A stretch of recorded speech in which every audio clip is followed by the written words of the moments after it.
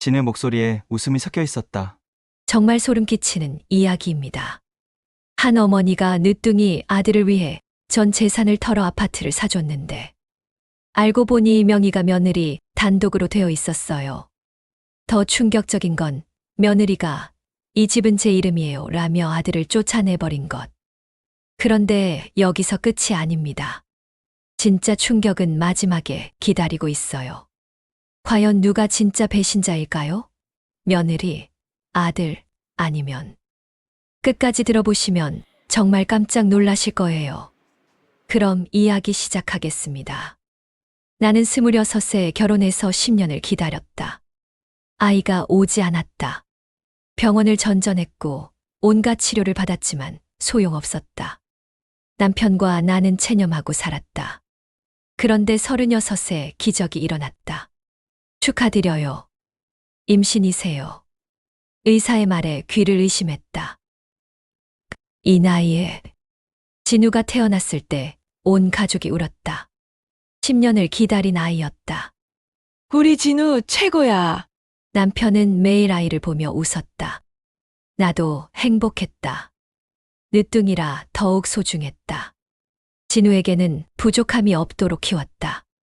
진우야, 내가 우리 집의 왕자님이야. 엄마, 왕자님은 뭐예요? 가장 소중한 사람이지. 공부도 잘했고 예의도 바랐다. 자랑스러운 아들이었다.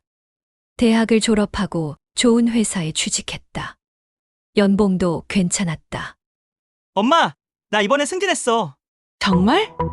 축하한다. 과장 됐어. 월급도 올랐고. 29의 과장이라니. 정말 자랑스러웠다.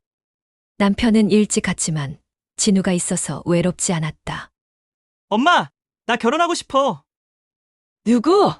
회사 후배인데. 정말 좋은 사람이야. 드디어 결혼 소식이다. 기다렸던 순간이었다. 안녕하세요. 김진입니다. 첫 만남에 온 여자는 정말 예뻤다. 단정하고 예의 바른 모습이었다. 진우 오빠 얘기 많이 들었어요. 그래? 뭐라고 하던? 어머님이 정말 좋으신 분이라고. 말투도 고운 아이였다. 지은이는 무슨 일 해? 회사에서 사무직해요. 진우 오빠 회사 후배고요. 그래, 잘 됐다. 같은 회사면 서로 이해도 잘하고. 진우가 행복해 보였다. 지은이를 보는 눈에 사랑이 가득했다. 엄마! 지인이 어때? 좋다. 예쁘고 착해 보인다. 다행이야. 엄마가 좋다고 하니까. 상견례도 잘 끝났다. 지은이 부모님도 좋은 분들이었다. 사위가 참 반듯하네요. 딸도 예쁘고 착해 보여요. 서로 만족스러워했다. 신혼집은 어떻게 하실 생각이에요? 지은이 어머니가 물었다. 저희가 마련해드릴 생각이에요. 정말요? 너무 죄송한데. 아니에요. 저희 아들 하나뿐이거든요.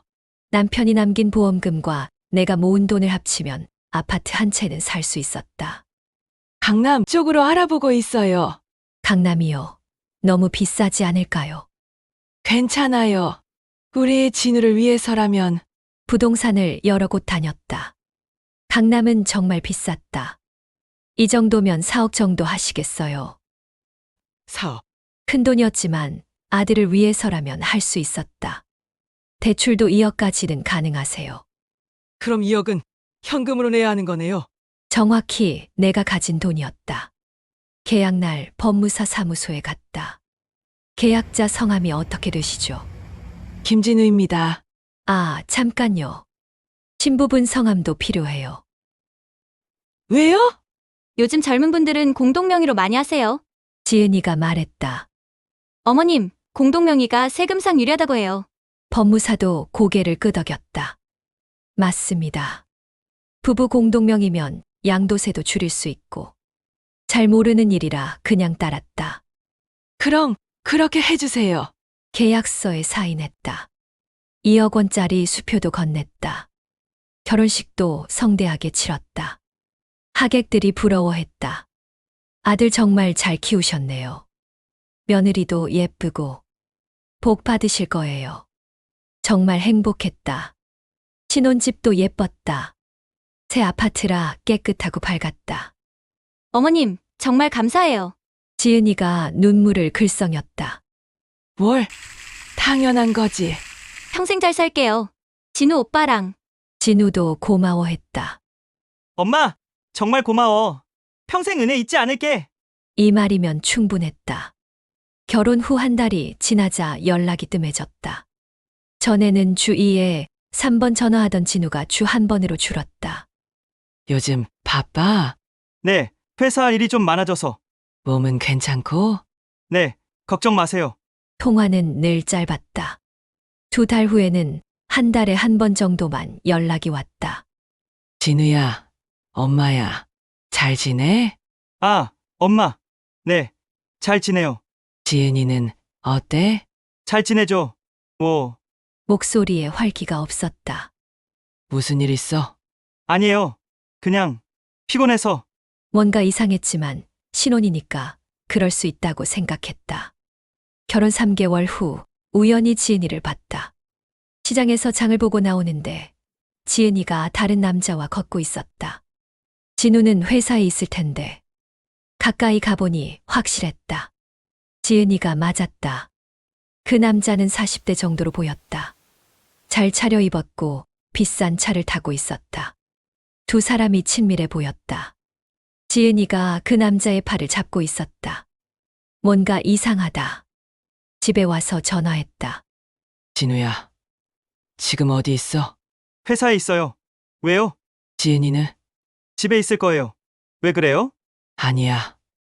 그냥 하지만 내가 본 건 분명했다. 그 다음 주에도 또 봤다. 이번에는 백화점에서였다. 지은이가 같은 남자와 쇼핑을 하고 있었다. 남자가 지은이에게 뭔가를 사주는 것 같았다. 이상하다. 정말 이상해. 집에 와서 곰곰 생각해봤다. 진우는 분명 회사에 있다고 했는데 지은이는 왜 다른 남자와 다니는 걸까? 혹시 바람을 피우는 건 아닐까? 하지만 확실한 증거가 없었다. 진우에게 말하기도 애매했다. 어느 날 진우 집에 갔다가 식탁 위에 신용카드 명세서가 있었다. 지은이 명의였다. 이게 뭐야? 금액이 엄청났다. 한 달에 500만 원. 백화점, 레스토랑, 호텔. 비싼 곳들만 골라서 쓴 것 같았다. 지 월급으로 이런 걸 어떻게 쓰지? 진우 월급은 400만 원 정도였다. 카드값이 월급보다 많았다. 그때 지은이가 들어왔다. 어머님, 언제 오셨어요? 아, 방금. 그런데 이건 뭐야? 명세서를 가리켰다. 지은이 얼굴이 순간 굳었다. 아, 그건 회사에서 법인카드 쓴 거예요.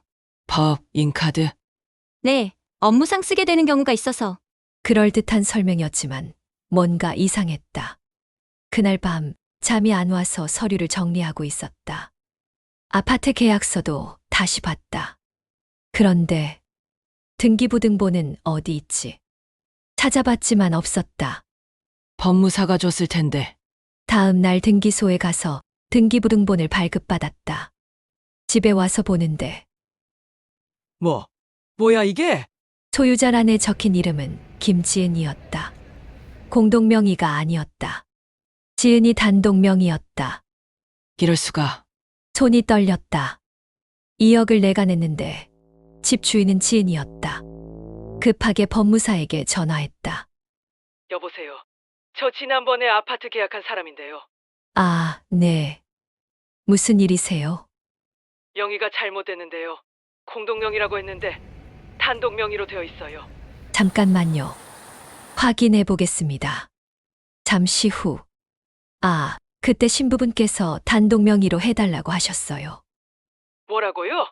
세금 문제 때문에 그게 낫다고 하시면서 세상이 무너지는 것 같았다. 바로 진우에게 전화했다.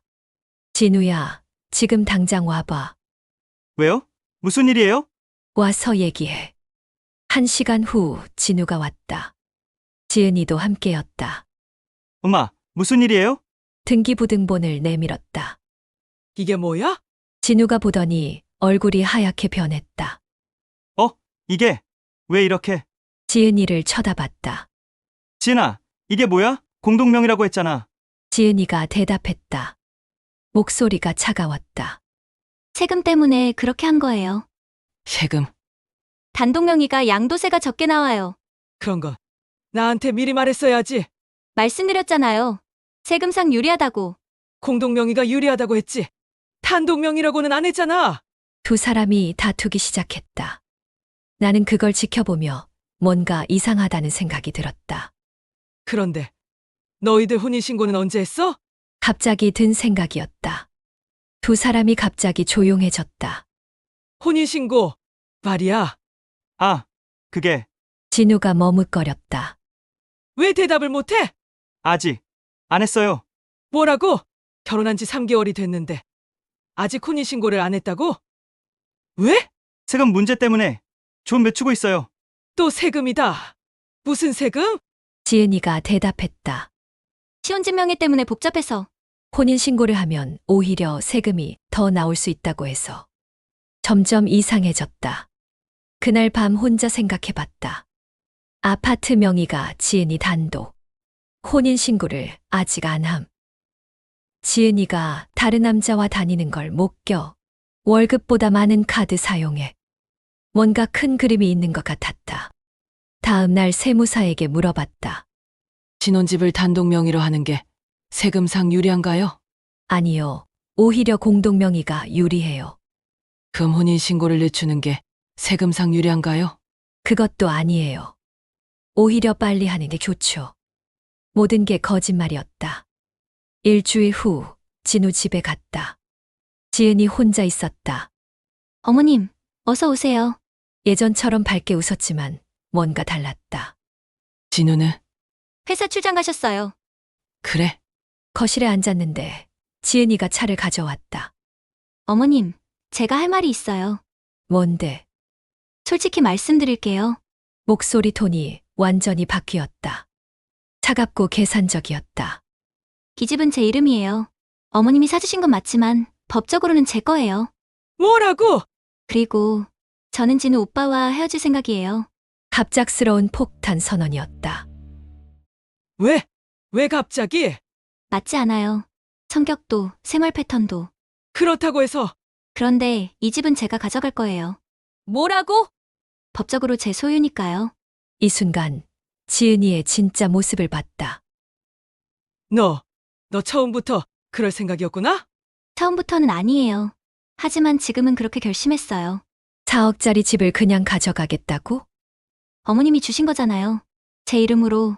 말도 안 되는 논리였다. 내가 준 건 진우한테 준 거야? 하지만 이름은 제 이름이에요. 그건 내가 속인 거잖아. 술인 게 아니라 세금 문제 때문에. 또 그 말이다. 그만해. 그 집 당장 내놔. 못 내놔요. 제 집이거든요. 그 순간 정말 화가 치밀어 올랐다.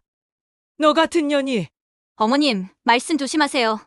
지은이가 냉소적으로 웃었다. 법적으로 싸우시겠어요? 좋아요. 한번 해봐요. 완전히 다른 사람이었다. 3개월 전에 그 예쁘고 착한 며느리는 어디 갔는지. 집에 와서 바로 진우에게 전화했다. 진우야. 지은이가 뭐라고 했는지 알아? 무슨 말이에요? 집을 자기가 가져가겠다고 해. 뭐? 이혼하고 집은 자기 거라고. 진우가 한참 말이 없다가 말했다.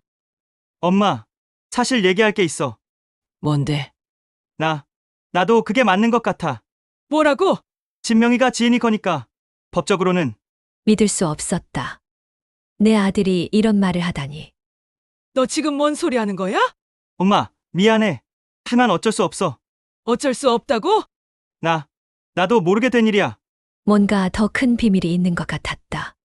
2부에서는 진우의 충격적인 배신이 드러나고 노모의 완벽한 복수가 시작됩니다.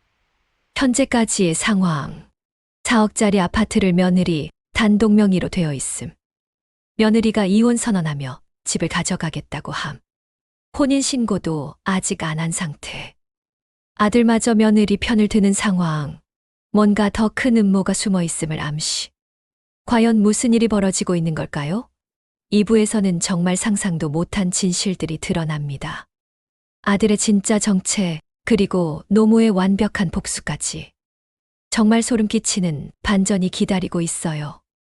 진우와 통화를 끊고 나서 며칠간 잠을 이룰 수 없었다. 내 아들이 왜 저런 말을? 뭔가 더 큰 그림이 있는 것 같았다. 다음 날 사립탐정사무소를 찾아갔다. 뭘 알아보고 싶으신가요? 제 며느리와 아들을 미행 좀 부탁드려요. 무슨 일이신지. 사정을 설명했다. 아, 그런 경우가 요즘 많아요. 부모 재산을 노리는. 정말요? 네, 한 일주일만 미행해 보겠습니다. 일주일 후 탐정에게서 연락이 왔다. 어머님, 사무소로 오실 수 있으세요? 무슨 일이에요? 직접 보셔야 할 것 같아요. 사무소에 가니 책상 위에 사진들이 펼쳐져 있었다. 첫 번째 사진은 지은이가 다른 남자와 호텔에서 나오는 모습. 두 번째 사진은 진우가 그 남자와 악수하는 모습. 세 번째 사진은 세 사람이 함께 레스토랑에서 식사하는 모습. 이게 뭐예요? 아드님과 며느리분이 그 남자와 함께 만나고 있었어요. 같이요? 네, 여러 번 목격됐습니다. 세상이 무너지는 것 같았다. 그 남자가 누구죠? 부동산 투자업자인 것 같아요. 이런 사기를 전문으로 하는. 사기. 네, 부모님들께 접근해서 자식 결혼 핑계로 집을 뺏는 수법이에요. 그럼 처음부터 아드님도 공모자일 가능성이 높아요. 믿고 싶지 않았지만 사진이 증거였다. 그날 밤 바로 진우에게 전화했다. 진우야, 나한테 할 말 없어? 무슨 말이요? 정직하게 말해봐. 너 지은이랑 짜고 한 거지? 잠시 침묵이 흘렀다. 엄마가 뭘 알고 있는데 목소리가 바뀌었다. 차가워졌다. 다 알고 있다. 너희들이 누구랑 만나는지, 뭘 계획하고 있는지. 아, 그래요? 그럼 이제 숨길 필요 없겠네. 완전히 다른 사람의 목소리였다. 사실 말해줄게. 엄마, 진우의 목소리에 웃음이 섞여 있었다. 처음부터 계획이었어. 뭐? 집 뺏을 계획. 지은이랑 처음 만날 때부터. 가슴이 내려앉았다. 왜? 왜 그랬어? 왜긴 왜야? 돈 때문이지. 나는 내 엄마인데. 엄마가 언제까지 살 것 같아? 소름이 끼쳤다. 이게 내가 키운 아들의 목소리인가? 어차피 내가 상속받을 집인데 미리 받는 게 뭐가 문제야? 상속. 그런데 엄마가 너무 오래 살 것 같아서 이런 방법을 쓴 거야. 말이 안 나왔다. 그리고 말이야, 엄마. 진우가 계속 말했다. 여기 내 통장으로 들어간 게 아니야. 뭐? 지은이 통장으로 직접 들어갔어. 그게 무슨 소리야? 법무사가 우리 편이거든. 돈 받고 머리가 어지러웠다. 엄마가 내 이름으로 이체했다고 생각하지. 근데 실제로는 지은이 계좌야. 어떻게 그런 일이? 통장 번호 바꿔치기 한 거야. 간단하지? 이럴 수가 있나? 내 아들이 이런 짓을. 왜 나한테 이런 짓을? 미안하지만 살아남으려면 어쩔 수 없어. 살아남는다고? 엄마, 나 빚이 많아. 도박비 도박.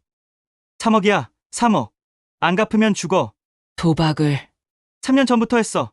처음엔 재미로. 근데 점점 커져서. 왜 말 안 했어? 말해봐야 소용없잖아. 엄마가 3억이나 있어? 없었다. 아파트 사는데 다 썼으니까. 그래서 이런 계획을 세운 거야. 집을 팔면 4억. 빚 갚고 1억 남잖아. 너 정말. 그리고 지은이도 도박 빚이 있어. 우리 둘 다 갚아야 해. 지은이까지 도박꾼이었다. 걱정 마, 엄마. 전세라도 얻어드릴게. 전세. 4억으로 빚 갚고 남은 돈으로 전세 얻고. 그럼 엄마도 살 곳은 있잖아. 이게 내가 키운 아들인가? 전화를 끊고 바닥에 주저앉았다. 30년을 키운 아들이 나를 속였다. 처음부터 계획적으로.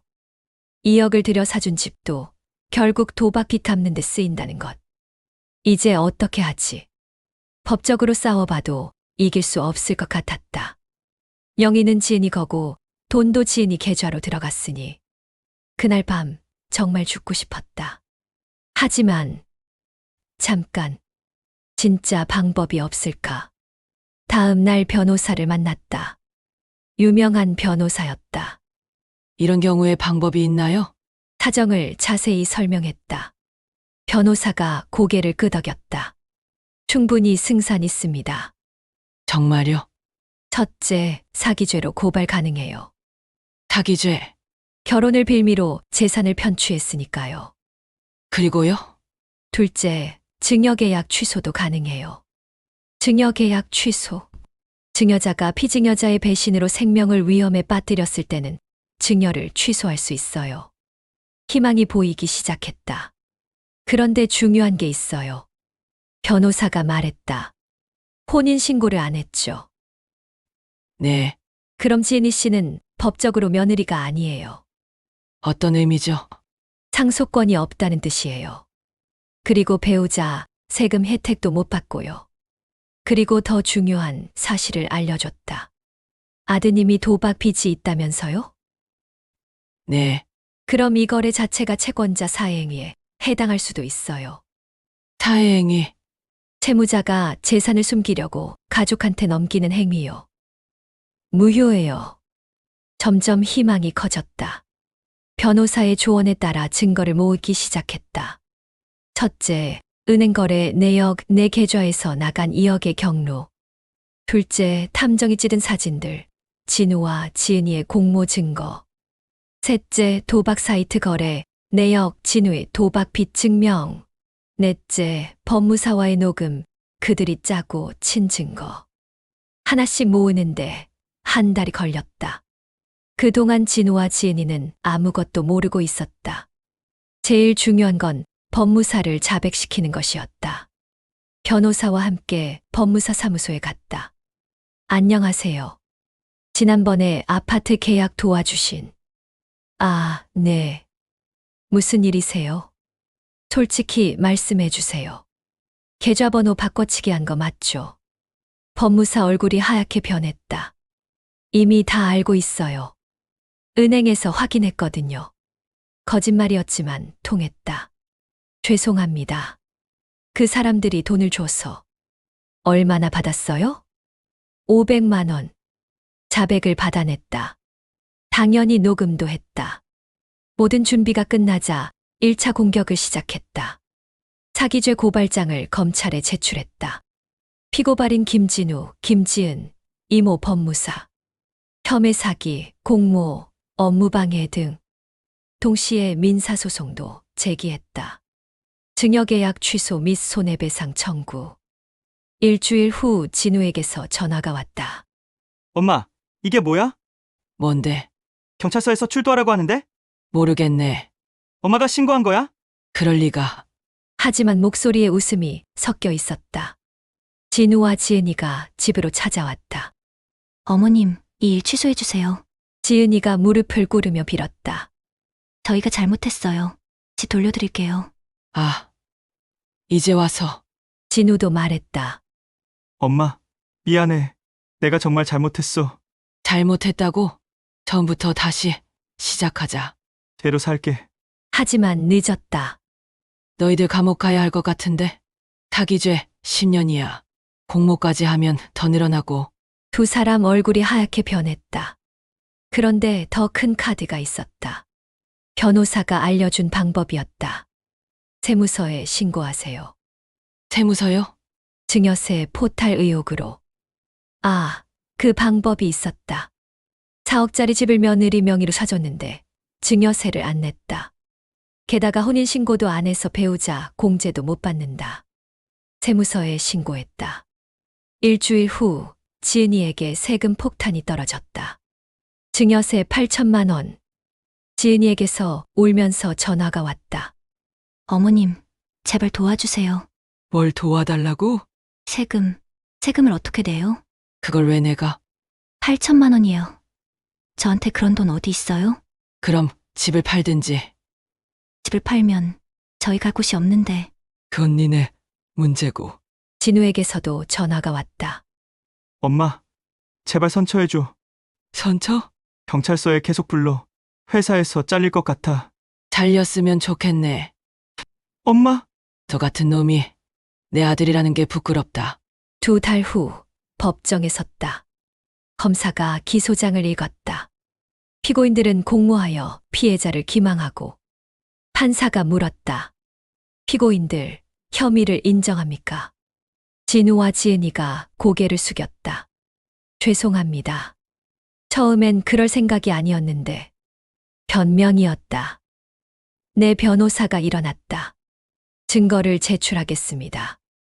첫 번째 탐정이 찍은 사진들, 두 번째 법무사 자백 녹음, 세 번째 도박 사이트 거래 내역, 네 번째 은행 계좌 조작 증거. 모든 게 완벽했다. 진우와 지은이의 변호사도 할 말이 없었다. 판사가 말했다. 이는 매우 계획적이고 악질적인 범행으로 보입니다. 그런데 재판 중에 더 큰 사실이 드러났다. 검사가 발표했다. 피고인들은 다른 가정에서도 같은 수법으로 다른 피해자가 더 있었다는 것이다. 총 3가정, 피해액 12억. 지은이는 전문 사기꾼이었다. 진우는 그녀에게 이용당한 것일 수도 있지만 결국 공모자였다. 마침내 판결일이 왔다. 피고인 김진우, 징역 3년. 피고인 김지은, 징역 5년. 피고인 이모 법무사, 징역 2년. 형량은 예상보다 높았다. 그리고 가장 중요한 부분. 민사상 손해배상으로 피해자에게 4억 원을 배상하라. 판결과 동시에 진명의를 되찾았다. 아파트는 다시 내 이름이 되었다. 2억도 돌려받았다. 은행에서 출금 정지 조치를 해뒀기 때문이다. 세무서에서도 증여세를 취소해줬다. 사기로 인한 거래라서 증여가 아닙니다. 모든 게 원래대로 돌아왔다. 진우가 감옥에 간 후 한 번 면회를 갔다. 엄마, 진우가 울고 있었다. 미안해. 정말 미안해. 이제 와서 미안하다고? 내가 정말 잘못했어. 30년을 키웠는데 엄마, 나 출소하면 정말 잘할게. 3년 후에. 고개를 저었다. 너는 이제 내 아들이 아니다. 엄마, 다시는 내 앞에 나타나지 마라. 그게 마지막 만남이었다. 집을 정리하고 작은 아파트로 이사했다. 4억짜리 집은 팔았다. 너무 컸다. 2억짜리 작은 집을 사고 남은 2억은 예금했다. 혼자 살기에는 충분했다. 가끔 진우 생각이 나지만 후회하지 않는다. 배신한 건 진우였으니까. 이 일을 겪고 나서 깨달았다. 자식이라고 해서 무조건 믿으면 안 된다는 것. 재산 문제는 반드시 법적으로 안전하게 처리해야 한다는 것. 그리고 사람은 돈 앞에서 얼마나 변할 수 있는지. 지금은 혼자 조용히 살고 있다. 경로당에도 나가고 복지관에서 봉사활동도 한다. 진우는 어떻게 지내? 가끔 사람들이 물어본다. 해외에 나갔어. 그렇게 대답한다. 감옥에 있다고 말하기엔 부끄럽다. 출소 후 지은이에게서 한 번 전화가 왔다. 어머님, 누구야? 저 지은이에요. 누군지 모르겠는데 제가 정말 잘못했어요. 잘못 걸린 것 같네. 전화를 끊었다. 그 후로 연락이 없다. 결국 나는 이겼다. 집도 되찾았고 돈도 되찾았고 정의도 실현됐다. 진우와 지은이는 감옥에 갔고 법무사도 자격정지됐다. 세상 사람들이 말하는 완벽한 복수였다. 하지만 이겨도 기쁘지 않다. 30년을 키운 아들을 잃었으니까. 그 아이가 감옥에서 뭘 생각하고 있을지. 하지만 선택은 그가 한 것이다. 이 이야기를 듣는 분들에게 하고 싶은 말이 있다. 자식을 사랑하되 맹목적으로 믿지는 마라.